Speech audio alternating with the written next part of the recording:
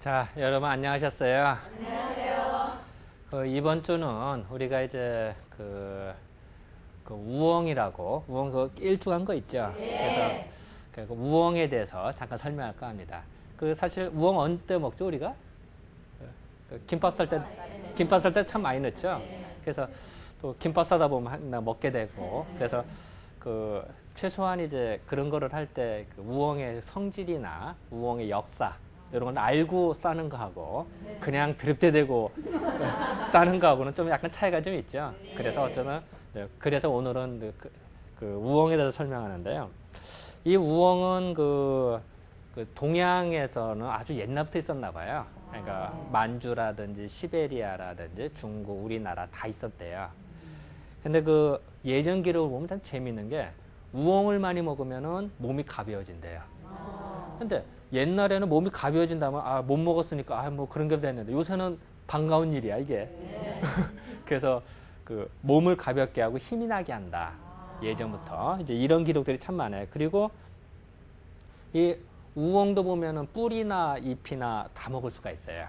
줄기도. 그렇기 때문에 그 우엉은 예전에 이제 채소 중에 가장 아름다운 거다. 가장 왜냐면 아름답다는 게 뭐 멋있다 이런 것보다도 사람한테 버릴 것 없이 다 먹게 되고 몸에 그 힘을 좋게 해주기 때문에 이 사람이 오래 살고 몸을 가볍게 해주는 것만큼 좋은 게 없어요. 우리가 나이가 들으면 힘없고 그러면은 몸이 무거워지거든요. 일단 체중이 무거운 게 아니라 기력이 약하면 몸이 무겁게 느껴지는 법이에요. 우리도 보통 힘들고 이럴 때 몸이 천근만근 무거워지는 법이에요. 그랬을 때 몸이 가볍다고 생각해봐요. 우엉을 먹어서 가벼워진다고 하면 그거만큼 좋은 게 없죠. 그래서 예전부터 우엉을 그 채소 중에 가장 좋은 거다라고 하는 게 이제 그래서 그러는 거예요. 그래서 김밥에도 넣는 거예요. 놀러 갔는데 그 김밥 먹고 몸이 무거워지면 되겠어요. 이 우엉을 보면 우엉의 씨앗을 혹시 보신 적 계세요? 우엉의 씨앗을 보면은 마치 이렇게 모양 별로 안 좋은데 거기 오돌도돌 나고 뭐가 이제 가시같이 이렇게 있고 이래요. 그래서 꼭 마치 동물의 털에 이게 잘 붙어요. 우리 가끔 산에 가면 도깨비풀 같은 거 붙고 뭐 이러잖아요. 이런 식으로 이제 그런 모양이 별로 안 좋아요. 그래서 그거를 우리는 옛날에 모양이 참 정말 못생겼다. 그래서 그런 거를 우엉을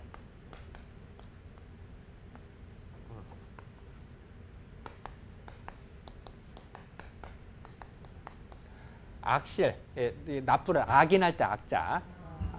참 모양이 참 나쁜 씨앗이다. 열매 실자. 그러니까 모양이 참 좀 뭐같이 생긴 씨앗이다. 이래서 악실이라고도 그래요. 예전에. 그리고 우엉을 물론 이제 이파리나 뿌리를 사람도 먹습니다만 소가 그렇게 좋아한대요. 소를 주면 그렇게 좋아해서 그래서 우채라고 돼요. 우채. 소자를 써서. 이제 채는 이제 채수채자를 쓰면 되겠죠. 그래서 우채다 하면은 이거 우엉을 뜻한다. 이런 것도 되고요. 그래서 이제 우리가 사실 이제 그래서 우엉을 한문으로 쓰면 이제 우방자라고 그래요. 우방자라고 이렇게 쓰는데 그래서 이제 요 소자를 쓰는 이유가 이제 아까도 말씀드린 이제 소가 우엉을 잘 먹기 때문에 이제 그래서 그렇고요. 또 재밌는 것 중에 하나가 예전에 이제 요즘도 있습니다만 이제 도사들 있죠. 아니면 이제 산에 가서 돛 닦는 사람들이나 이런 사람들이 예전에는 우엉을 대력이라고 불렀대요. 대력. 이 말이 그렇지. 큰 대자도 힘력자예요. 이 먹으면 얼마나 힘이 좋아지면은 크게 힘이 좋아진다. 대력이라고. 그래서 제가 왜 자꾸 이런 말씀을 드리느냐. 이름을 알으면은 그 우엉의 성질을 알 수가 있어요. 그래서 이제 이런 말씀을 자꾸 드리는 거예요. 그러니까 우엉의 이명으로 대력이라고 하는 이유도 힘이 좋아지니까 이렇게 이런 단어가 붙여지는 거예요. 그래서 이제 예전에는 우리가 우엉을 뭐라고 불렀냐면은 예전에는 우왕이라고 불렀대요. 우왕.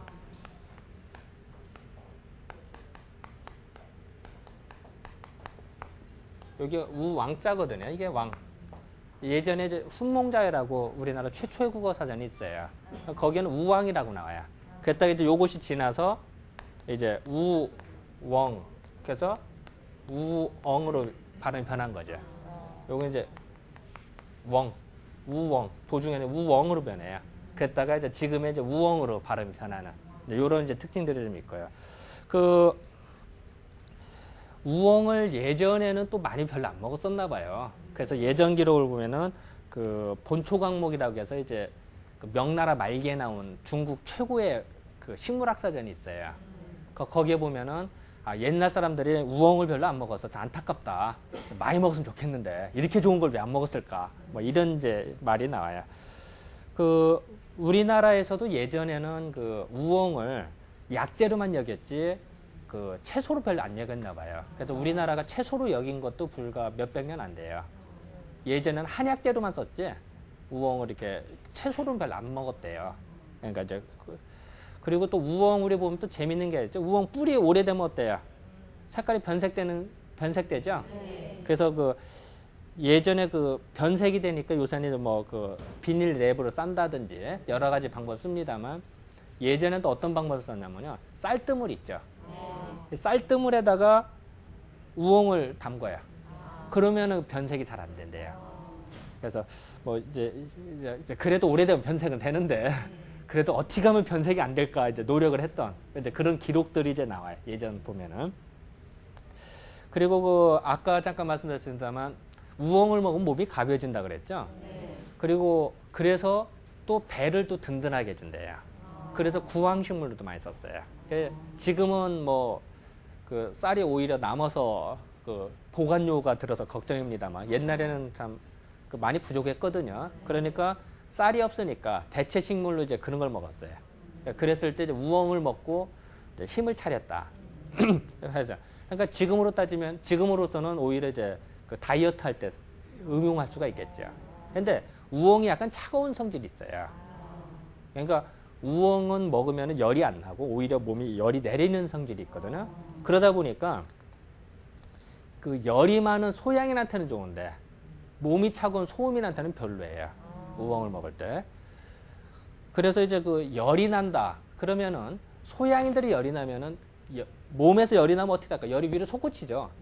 열이라고 하는 게 위로 올라가지 밑으로 내려가지 않아요. 우리가 굴뚝을 높게 하는 것도 뭐예요? 열이 잘 올라가서 잘 타라고 되는 거예요. 사람도 몸에서 열이 나면은 굴뚝같이 타고 올라야 되는, 굴뚝이 어떨까요? 사람으로 따지면. 목구멍에, 그죠? 식도니 뭐 기도니 이게 그 굴뚝 같은 역할을 하는 거예요. 그러다 보니까 몸에서 열이 나면은 꼭 여기가 이렇게 타고 올라와서 목이 갈증이 나지.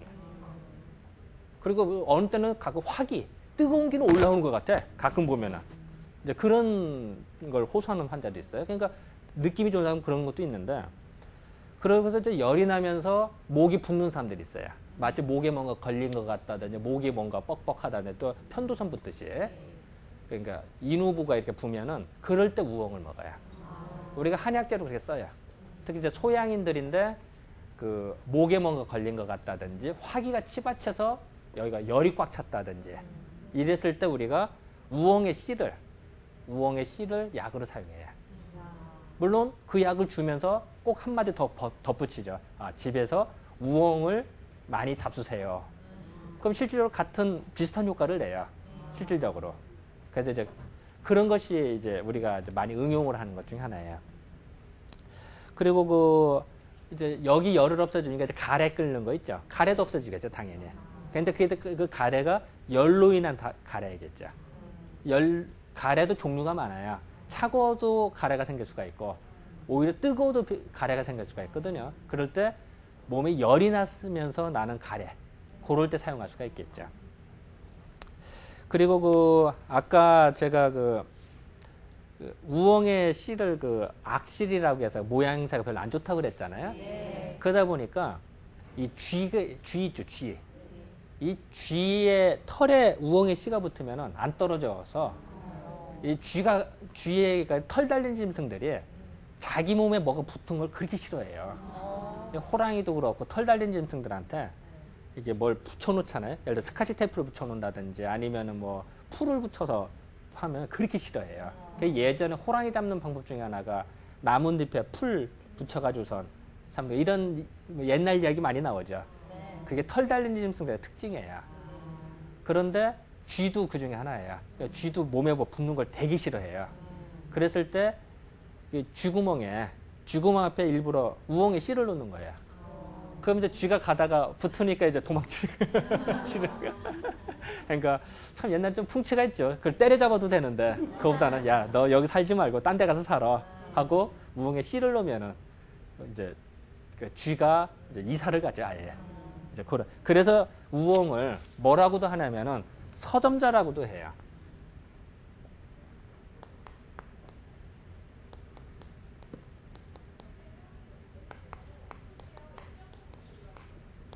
이게 쥐서자거든요. 그러니까 쥐의 점은 이제 점착성, 뭐 붙는다, 붙을 점자니까요. 쥐에 잘 붙는 열매다. 그래서 우엉의 씨를 서점자라고도 표현을 해요.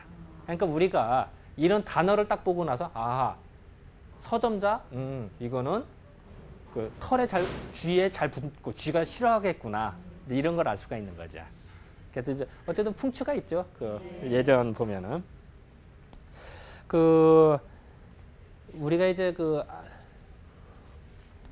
피부가 가려울 때 아까 우엉이 약간 열을 내린다고 그랬죠. 그러다 보니까 우리가 피부에 뭐가 나서 가려울 때 우리가 이제 한의학을 생각할 때는 뭐 피부 가려운 게 여러 가지 종류가 있어요. 근데 그 중에 하나가 뭔지는 모르지만 열이 떴을 때 피부가 더 가렵다고 생각을 해요.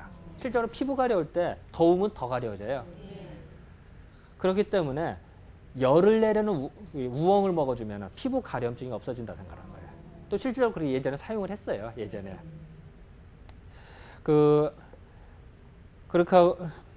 그리고 또 하나는 이제 이 허리나 무릎에 이게 무릎이 삐그덕거린다든지 이제 이랬을 때도 이제 우엉을 쓰기도 했고 예전 기록을 보면은 그런 게 좀 나오고 그리고 또 하나는 머리가 아플 때 사람이 이제 또 두통도 여러 가지 종류가 있어요. 이 두통도 뭐 원인이 뭐 무수히 많기 때문에 뭐 일괄적으로 말하기는 어렵지만 그 중에 하나가 열로 인한 우리가 이제 열골 두통이라고 하는데 담골 두통이라고도 하고 그러니까 그런 두통에 우엉을 썼대요.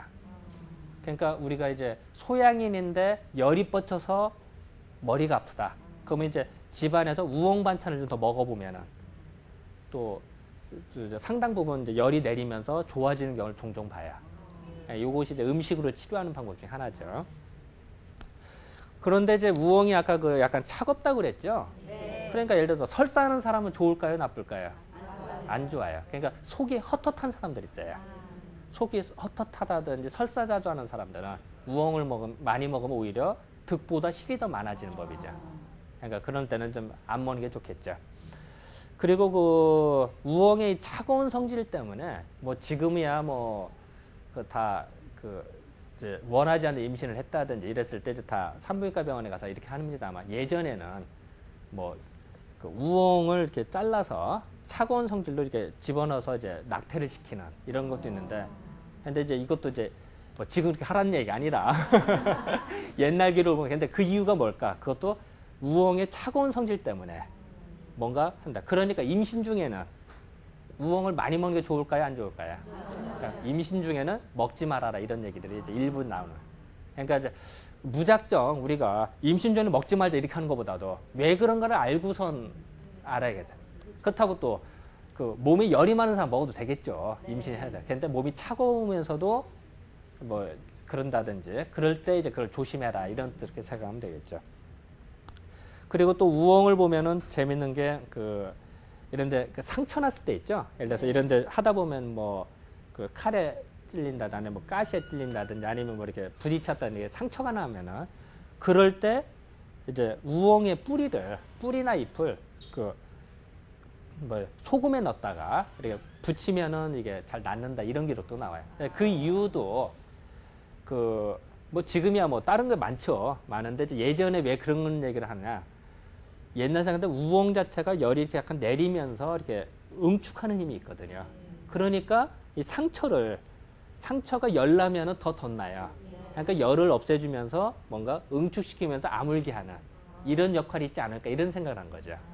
그러니까 같은 현상을 놓고도 어떻게 해석하느냐의 문제예요. 어떻게 보면 뭐 코에 검은 코걸이, 귀에 검은 귀걸이 같지만 자연현상을 어떻게 합리적으로 해석을 해서 그걸 우리 걸로 만드느냐가 중요한 거예요. 예를 들어서요. 우리가 관악산을 본다. 그럼 관악산을 정면으로도 봅니다만 뒤에서 볼 수도 있고 또 헬리콥터 타고 위에서 볼 수도 있어요. 그게 딱 관악산이에요. 자, 예를 들어서 이게 백목이다. 그럼 백목을 이렇게도 보죠. 밑에서 봐도 백목이고 위에서 어디서나 보나 다 백목이에요. 그 어디 도망가는 거 아니에요, 백목이. 하지만 어느 때는 해석을 요렇게 하면은 백목의 해석이 더 잘 되고 요렇게 보면 해석이 더 잘 된다는 거예요. 그러니까 이론이 먼저 있고 현실이 있는 게 아니라 현실이 있는 거를 어떻게 해석하는 부분이에요. 그러니까 제가 이렇게 아까 설명드려서 어떻게 보면은 두리뭉실하게 이렇게도 해석하다가 저렇게도 해석하는데 그거는 우엉의 성질을 어떻게 설명할까의 부분이에요. 그걸 이제 우리식으로 그렇게 봤다는 거예요, 예전에. 그런 속에서 뭔가 지혜를 얻어야 되지 않을까 이렇게 해서 이제 말씀을 드리는 거예요. 그래서 그 이번 주에는 그 우엉에 대해서 설명된다. 우엉의 그 특징을 다시 말씀드리면은 우엉이 차가워요, 뜨거워요? 약간 차갑고 또 우엉을 뭐 몸이 무거워져요, 아니면 몸이 가벼워지고 또 우엉은 그 열이 많은 사람이 좋아요, 아니면 몸이 냉한 사람이 좋아요? 열이 많은 사람한테 좋다. 이제 이런 거 이제 특징이 좀 되고 그래서 우리가 김밥을 쌀 때는 김밥 먹고 힘내라고. 김밥 먹고 몸이 무거워지는 게 아니라 가볍게 힘내서 찌라고 운동회 때 김밥을 싸주는 때 우엉을 빼놓지 않는 이유 중에 하나가 거기에 있다. 이렇게 이제 해석하면 될 것 같아요. 이번 전 이 정도로 맞출까요? 네, 감사합니다.